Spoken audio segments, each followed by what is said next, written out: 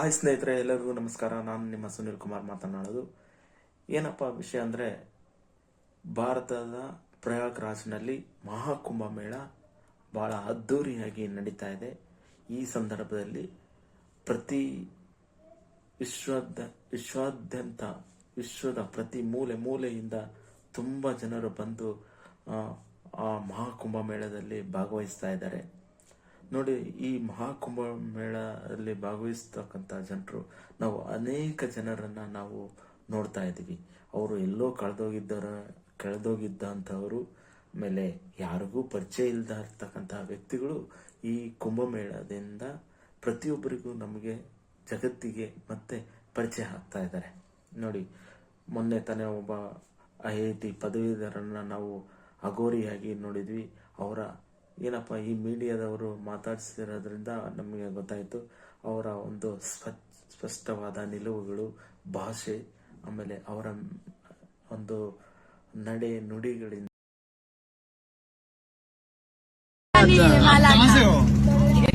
इंदौर से। आपका Instagram Facebook नहीं है तो फिर आप तो फेमस हो गए, तो फिर आपके फॉलोअर तो बढ़ेंगे, तो फायदा है ना आपको। और क्या आपको फायदा है, फॉलोअर बढ़ेंगे, आपके पैसे आएंगे ना। आप आज आप माला बेच रही हो, कल को आप मतलब करोड़ों रुपए कमाएंगे, ये तो बहुत अच्छी बात है आपके लिए। ये देखो, ये भाई आया माला लेके आया है, क्यों? ಅವರು ಒಬ್ಬ ಮಹಾ ವಿದ್ಯಾವಂತ ಅಂತ ತಿಳಿದು ಬಂತು. ಅವನ್ನ ಪ್ರಶ್ನೆ ಮಾಡಿದಾಗ ಅವನು ಹೇಳ್ತಾನೆ, ಕೊನೆಗೆ ಬಂದು ಎಲ್ಲಿ ತಲುಪಬೇಕು, ಕೊನೆಗೆ ಇಲ್ಲಿಗೆ ಬರಬೇಕು ಅಂತ ಹೇಳಿ ಅವನ ಜೀವನದಿಂದ ಎಲ್ಲ ಸುಖ ಭೋಗಗಳನ್ನು ತ್ಯಜಿಸಿ ಅವನು ಒಂದು ಸನ್ಯಾಸವನ್ನ ದೀಕ್ಷೆನ ತಗೊಂಡಿದ್ದಾನೆ. ನೋಡಿ, ಅದೇ ರೀತಿ ಇತ್ತೀಚೆಗೆ ಒಂದು ವೈರಲ್ ಆದಂತಹ ಯುವತಿ.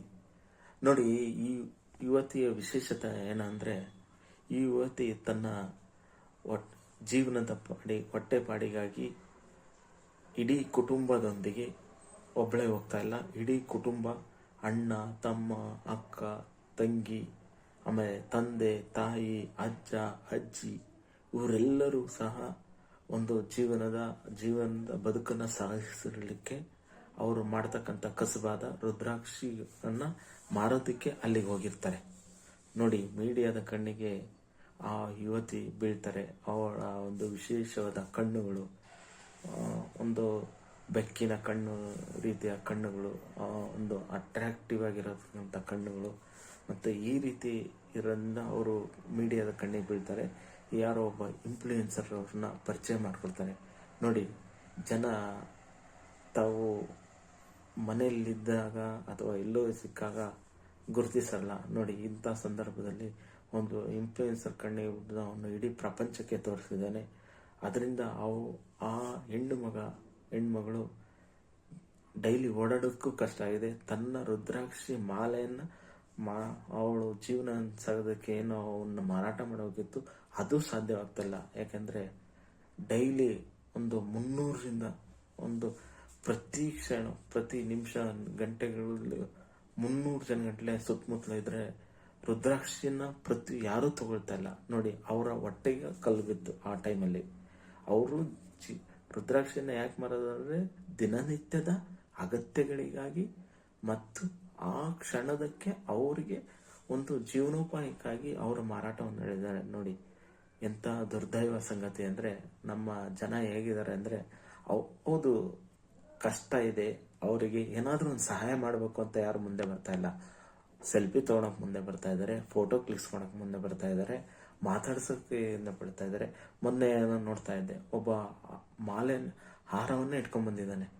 ನೋಡಿ, ಇದು ಖಂಡಿತ ಅವರು ಹೆಂಗ್ ಬದುಕಬೇಕು, ಅವ್ರು ಹೆಂಗ್ ಓಡಾಡಬೇಕು, ಅವರಿಗೆ ದಿನನಿತ್ಯ ಕಿರಿಕಿರಿಯನ್ನು ಉಂಟು ಮಾಡ್ತಕ್ಕಂಥ ಈ ಸೊಸೈಟಿ ಅವ್ರಿಗೆ ತುಂಬ ಕಷ್ಟ ಆಗುತ್ತೆ ಬದುಕೋದಕ್ಕೆ.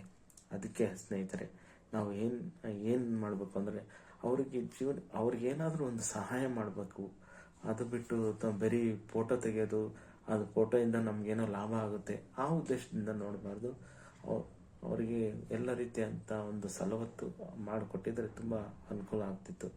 ಯಾರು ಅಟ್ಲೀಸ್ಟ್ ಇವಾಗಾದರೂ ಅವರು ತನ್ನ ಹುಟ್ಟೂರಿಗೆ ಕಳಿಸ್ಕೊಟ್ಟಿದ್ದಾರೆ, ಅದೊಂದು ಸಂತೋಷದ ವಿಚಾರ.